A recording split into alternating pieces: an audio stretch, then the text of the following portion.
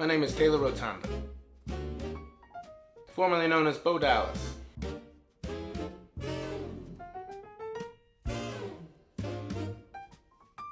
The big things outside of the ring for me are conspiracy theories and cooking that kind of consumes my life other than wrestling.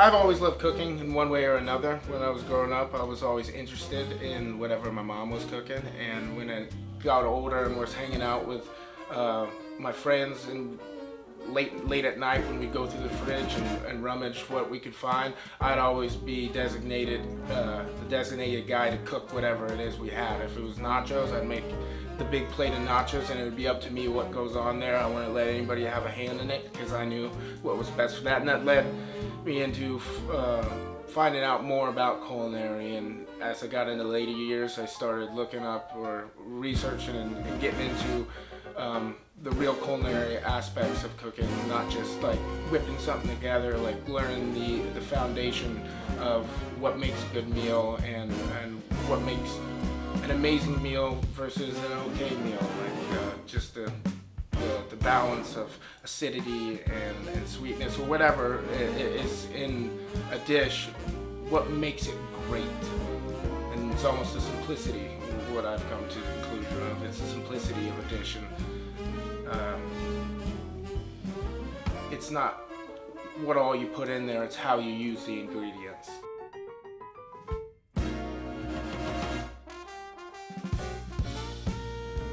I mean, with that being said, like I just said, the simplicity of cooking is what makes it great, and my favorite thing to cook is steak. Hands down, I can cook the best damn steak you've ever had. We go to steakhouses at least a couple times a month, like ones you need reservations for, like, because I love steak, but I end up, not that they're not impressive, but I end up leaving each steakhouse being like, I think I can outdo that.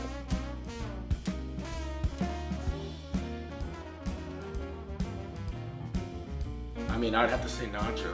Nachos is a good late night meal because you can use whatever you got in the fridge. You can use shrimp and scallops to make a nacho. Like, it could be absolutely anything as long as you take whatever the main part of the nachos is and use ingredients around that. Like, you can make anything work on nachos, and there's not going to be many people who are going to enjoy a plate of nachos.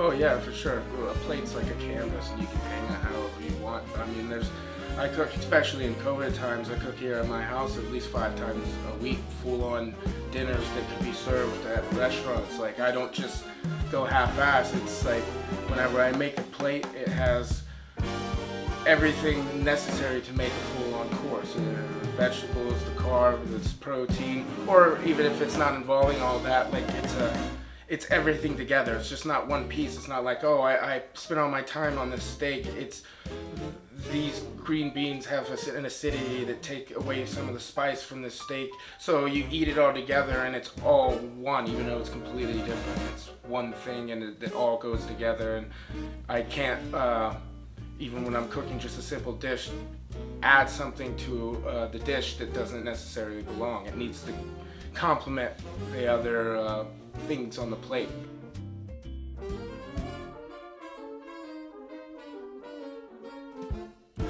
Love for food and traveling and getting to see the places that really cook, like going to Japan and having authentic sushi and authentic Korean barbecue, or having anything from where it's from. You also see that, like, it differs from bringing it over to another country. Like, you kind of put, even like sushi, I mean, everybody knows that. Like, say, Japanese talk about there's American sushi and there's sushi. Like, it's completely different. Wherever you're at, they kind of put their own spin, own twist, but usually that comes from using the ingredients around that area. I mean, there's not a lot of the same exact ingredients in California as there is in Osaka. You know, like, you use the fresh and natural ingredients in your area, and that makes the food taste different. So being able to taste the authentic version of something kind of opens your mind to what it's supposed to taste like and how it differs either slightly or hugely.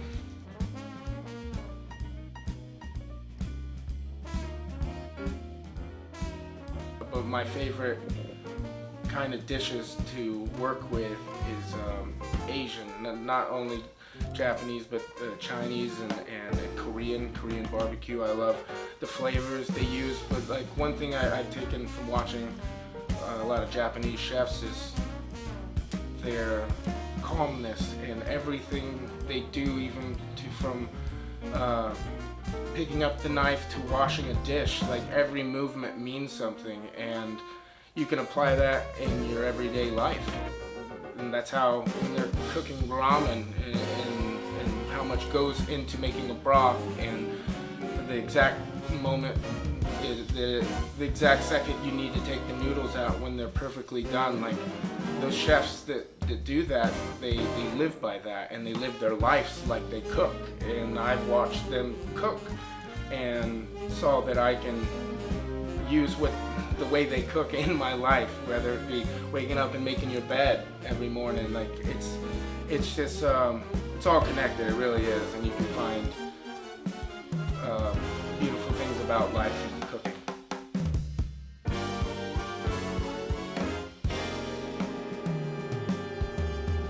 Death row meal.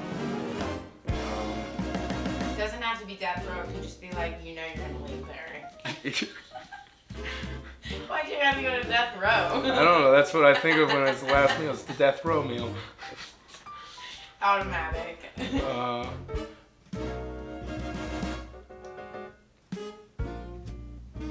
Yeah, I'll probably say my death row meal would be a porterhouse steak cooked to perfection.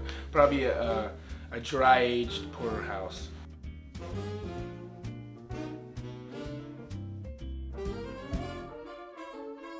I mean, I feel like Conspiracies and like my love for them has grown. It's grown exponentially since I've been younger, but like it started and stemmed from me wanting to think outside the box, what everybody sees as the norm and what everybody believes to be true, and my belief that this isn't all there is. And I believe that and saw that from a very young age, and it's only grown since. And the more I learn and the more I find out, the more my mind's blown.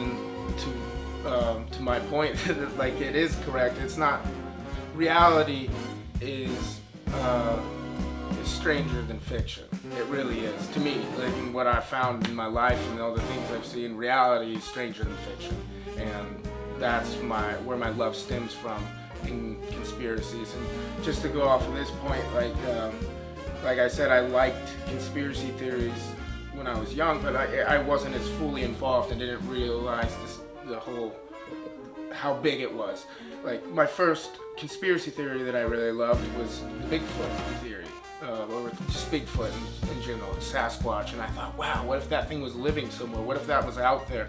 And then friends and whoever was around you said, oh, we would have found it or seen it by now. So I grew up with that and loving that and the Loch Ness Monster. I just thought those were cool. And like when I was a junior or senior in high school, came to lunch and everybody was freaking out like they found Sasquatch, and no way. So I think I left school even at that point just to figure out what happened to Sasquatch. So it boiled down to, there was someone said that they shot Sasquatch and they had him, and they showed a picture online, and it was this unidentifiable animal in a cooler. And you know, oh, that could be Sasquatch. I mean, I think he'd be bigger than that, but like it could be, and you didn't know for sure. And then it came out right after, not even a week later, maybe even less, that was not Sasquatch, it was a hoax.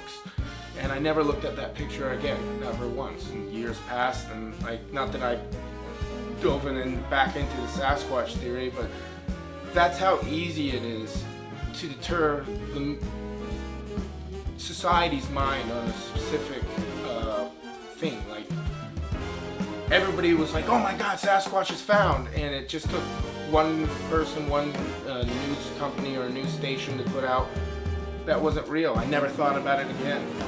only because they said it was a hoax. Like, what if it wasn't a hoax? Not that I'm saying that that is not a hoax, but it was never looked into again, and that's how easy it is to discredit things. And that grew on me later on in life, that something can be just disqualified or discredited so simply.